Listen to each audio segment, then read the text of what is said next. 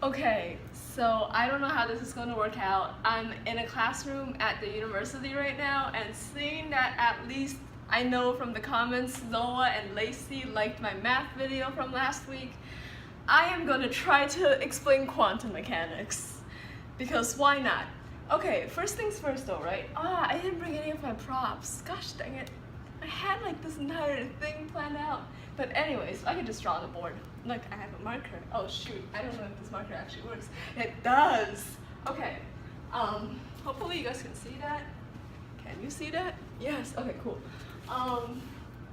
So, after learning quantum mechanics last semester, I think personally I have developed a pretty good intuition for it.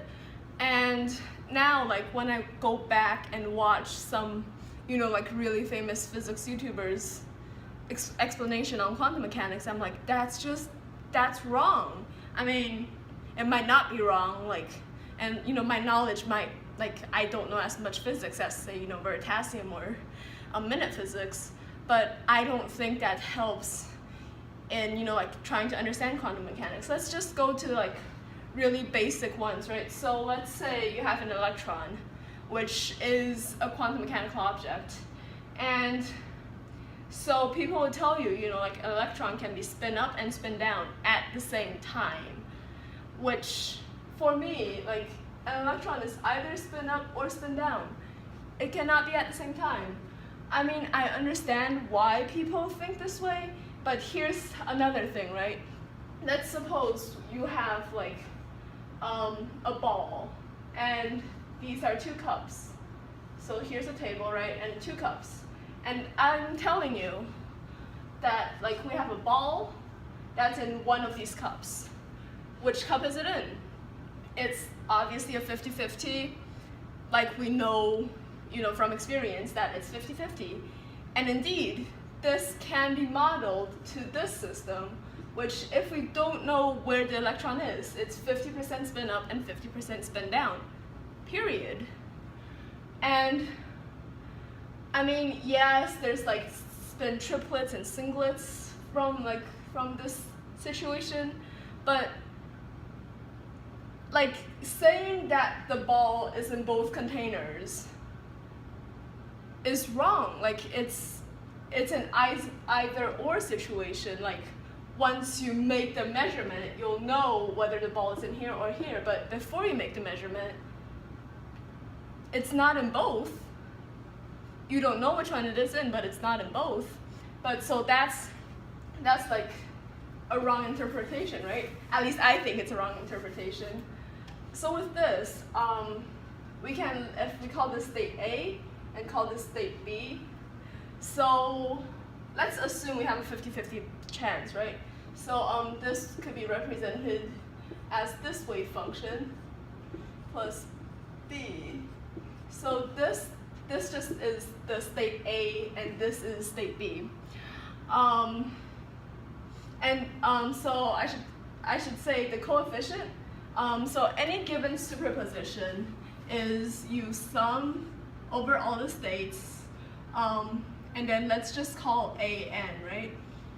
So that's the state AN, and then times a coefficient CN, and the coefficient here is related to the probability of me finding the state in AN, and that equals CN squared.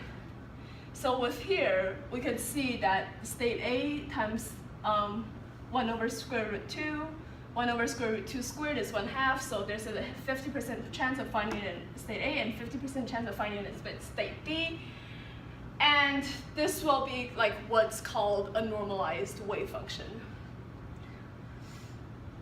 Yeah, I mean, for me at least, this is way more intuitive, it's a 50% chance in both.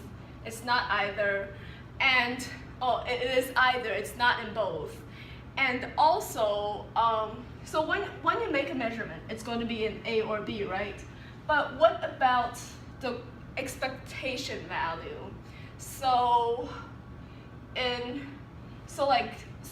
this concept of an expectation value, let's erase this quote-unquote wave function. the expectation value,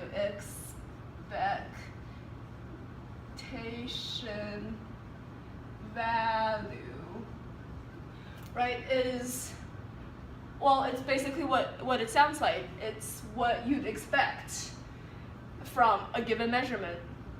In this case, we know it's either going to be A or it's either going to be in B. But if we measure it multiple times, I guess this wouldn't be a really good example, but let's just assume, like, the ball's going to, if it's in A, it's going to end up at this location. And if it's in B, it's going to end up at this location. We would say the expectation value of the system is somewhere in between. So right here.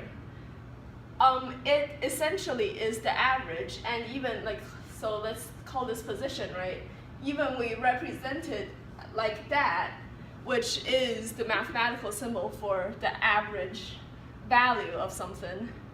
And yeah, that's the expectation value. Like, yes, it's true that any one measurement cannot yield this result, but once you do multiple measurements, the ball is going to be here. Same thing with the spin up and spin down electrons. If we know it's either going to be spin up or spin down, then actually the expectation value of spin, which is represented by S, would be 0. Because this essentially is S equals positive a half. This is S equals negative a half. And the expectation value is S. Yes, that's it's not a physical system. If there is no way you can measure a 0, but the expectation value is you are taking averages. You are dealing with a discretized system, and you're taking averages within the system. If you understand what I mean, it's kind of like, let's say we have a certain number of apples, okay? I'm just making this up on the fly, so I don't know how well this analogy is going to get, but I will tell you I have 0 to 5 apples, okay? And you don't know how many I have, but I have 0 to 5 apples. Well, what's the, what's the immediate, I guess, expected value? What's the expectation value of it? It's going to be 2.5, because if we ran this experiment multiple times, I'm thinking of a number between 0 and 5. Or maybe it should be 1 and 5, shouldn't it? No, it should be 0 and 5. Okay, I'm thinking of a number between 0 and 5. If we ran this multiple times, the numbers I come up with should theoretically average out to 2.5, and that is the expectation value of this system that, I'm thinking of this guessing game system, I guess. And yes, sure, 2.5 cannot be, I guess, unless I'm thinking of a floating point number, but I'm thinking of an integer between 0 and 5. But 2.5 cannot be the specific number at any given point I'm thinking about, but over the long run it averages out to 2.5.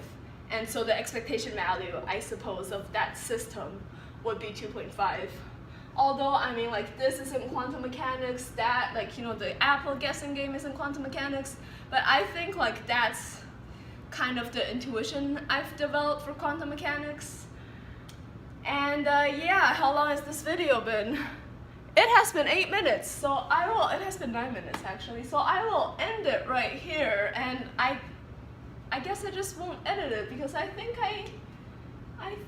I did well. Maybe. You guys tell me how well I did, okay? Just, a quick, brief 10-minute explanation video with Alice. Yeah, and also actually, my discrete math professor wants me to show him, tell him all about the intuition that goes behind quantum mechanics.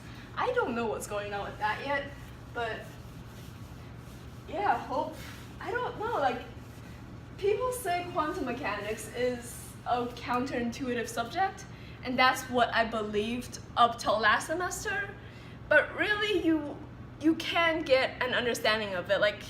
Everything is quantized, right? But so is everything else in the world. I'm just looking at this room, right? The number of chairs in this room. It's not going to be a decimal point. I know that much. Like, there's a 0% chance the number of chairs in this room is a decimal point. Like, everything in life is quantized. You know, it's just the way life is. Okay, on that note, see y'all next week.